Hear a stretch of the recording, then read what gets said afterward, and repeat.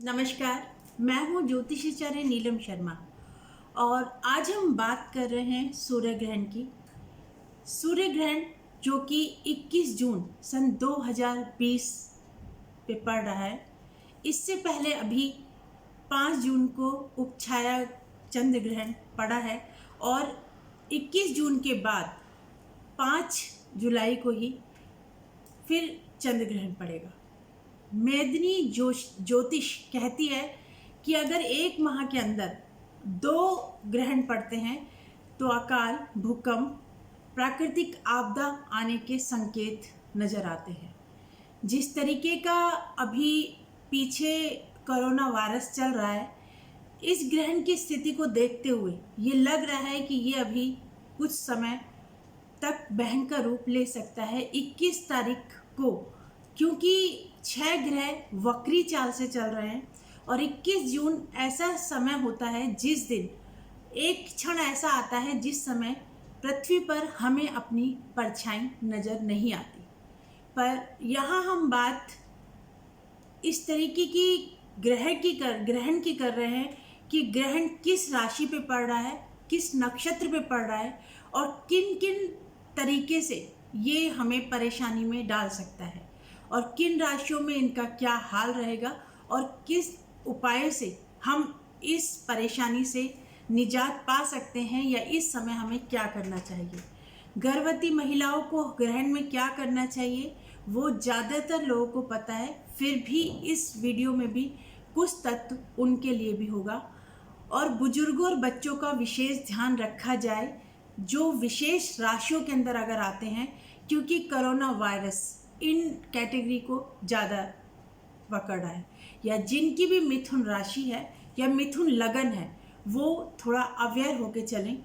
ये नहीं कि इनका सभी का समय खराब होगा। जिनकी कुंडलियों में दशाएं भी खराब चल रही हों, कुंडलियों के अंदर उनका जन्म मिथुन राशि और मिथुन लगन में हुआ हो या अमावस्या पर भी हो, तो ये उन लोगों के लिए काफ़ी क्रिटिकल समय होगा। क्योंकि कोई भी जो परिस्थिति हमारे ऊपर क्रिएट होती है तो ये नहीं कि वो सभी मिथुन राशि वालों के लिए एक जैसी रहेगी। अच्छी बताएं तो ऐसा नहीं कि सभी मिथुन राशि वालों के लिए अच्छी होगी, और अगर हम बुरा बोल रहे हैं तो ये नहीं कि सभी मिथुन राशि वालों के लिए ये खराब है। कुंडली का स्टेटस, कुंडली की दशा, महादशा, अंतरदशा, प्रतंतर, कहीं षष्टेश की महादशा तो नहीं चल रही, कहीं राहु केतु के का प्रभाव तो नहीं चल रहा, शनि की 7.5 तो नहीं चल रही या ढैया का प्रभाव में तो नहीं है। ये सभी बातें बहुत मायने रखती हैं। सिर्फ एक बात ये सुनकर कि मिथुन राशि वालों के लिए ये ग्रहण काफ़ी हानिकारक है, उससे भयभीत होने की आवश्यकता नहीं है। क्योंकि यहाँ मैं आपको बताऊंगी कि किस तरीके से इसका साइंटिफिक रीजन क्या है, किस तरीके से हम किसी एक राशि को या कुछ राशियों को चुनते हैं और ये बोलते हैं कि ये राशि वालों के लिए ये समय अच्छा नहीं है या सतर्क रहने की या सावधानी बरतने की आवश्यकता है। डरने की आवश्यकता नहीं होती, इसके अंदर सावधानी बरतने की आवश्यकता होती है। क्योंकि किसी भी चीज़ से डर हमें तभी लगता है जब हम उस चीज़ से अनभिज्ञ होते हैं। ये वीडियो बनाने का ध्येय हमारा सारा यही होता है कि आप लोग भयभीत ना हो। ये एक विज्ञान है, इसको समझें और इस विज्ञान से जो लाभ ले सकते हैं वो अवश्य लेने का प्रयास करें। तो हमारे प्रयास सफल हो ये हम ईश्वर से प्रार्थना भी करते हैं और पूरी तैयारी के साथ आपके लिए वीडियो बनाते हैं जिससे कि आप जो परेशानी या परिस्थिति आएगी उसका सामना कर सकें। ज्योतिष का मतलब ही यही है कि विपरीत परिस्थितियों को हमें किस तरीके से मैनेज करना है या किस तरीके से हम उसके अंदर सरवाइव कर सकते हैं। ये एक उपाय यानी जीवन जीने की शैली का माध्यम हम ज्योतिष को बना के चलते हैं। आइए आपको ये बताने का प्रयास करेंगे कि ये किस तरीके से तो ग्रहण पड़ेगा और किस तरीके से ये हानिकारक होगा। पर इससे पहले आप सभी से अनुरोध है कि अगर आपको ये वीडियो पसंद आता है तो इसको आप शेयर अवश्य करें, लाइक करें। इससे हमारा मनोबल बढ़ता है कि हम दूसरा वीडियो बनाने के लिए आपके लिए तत्पर रहते हैं कि जानकारी आपको घर बैठे मिल जाए। आप लोग मंदिरों में नहीं जा रहे या किसी ऐसी संस्थाओं से या इस तरीके से ज्योतिष के पास नहीं जा पा रहे कि जो ये जानकारी आप हासिल कर पाए वो हम अपनी वीडियो के माध्यम से देने का प्रयास कर रहे हैं। तो आप सभी का बहुत बहुत धन्यवाद जिन्होंने हमारा चैनल सब्सक्राइब किया है, और जिन्होंने नहीं किया वो लोग हमारे चैनल को सब्सक्राइब करें, लाइक करें, शेयर भी अवश्य करें। तो लौटते हैं अपने टॉपिक पर। हमारा टॉपिक है कि 21 जून को जो ग्रहण पड़ रहा है वो किस तरीके से हानिकारक बताया जा रहा है और हमें क्या अवेयरनेस लेनी पड़ेगी। देखिए, जैसा मैंने अभी आपको बताया कि ये मिथुन राशि के अंदर पड़ रहा है, मृगशिरा नक्षत्र के अंदर जो ग्रहण है कि वो मृगशिरा नक्षत्र पर सूर्य और चंद्रमा जब इकट्ठे होते हैं, यानी अमावस्या के दिन हमारा सूर्य ग्रहण पड़ता है, पूर्णमासी पर हमारा चंद्र ग्रहण पड़ता है।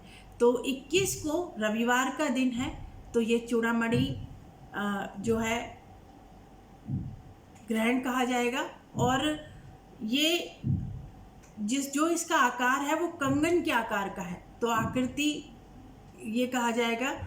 इसके बाद ये मृगशिरा नक्षत्र के अंदर यानी 6.13 पर ये ग्रहण फलित हो रहा है, जिसे हम 12:17 अगर हम ये कहें कि वो उसका पीक आवर होगा, जिस समय ये ग्रहण की अवस्था में सूर्य, चंद्रमा, बुध राहु के साथ है, अपनी ही राशि के अंदर विराजमान है, और 14 तारीख से सूर्य भी वहाँ पर आ चुके हैं। तो उस समय चंद्रमा और सूर्य दोनों आसपास होंगे और चंद्रमा अस्त हो जाएंगे।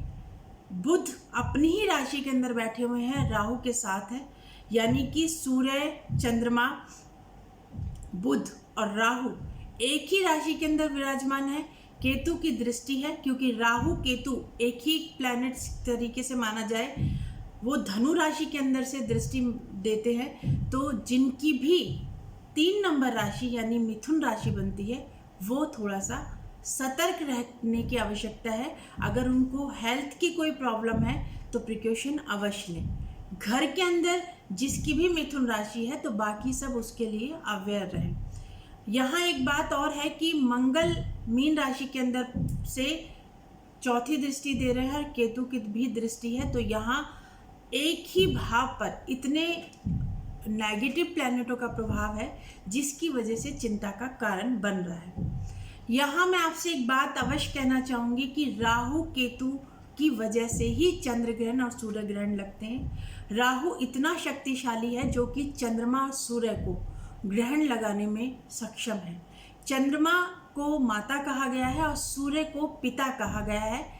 जो हम नैसर्गिक ग्रहों के बारे में बात करते हैं तो आत्मा सूर्य से रिलेटेड है, शासन यानी उच्च पोस्ट यानी घर का उच्च स्थान अगर हम फादर को देते हैं तो हमारी जनता का जो प्रतिनिधित्व करते हैं उनके बारे में भी यहाँ पर अलर्ट रहने की आवश्यकता है कि सूर्य उनका कारक होता है।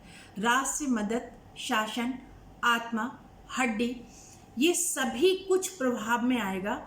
और जिनकी सिंह राशि है यानी सिंह राशि का स्वामी होकर अगर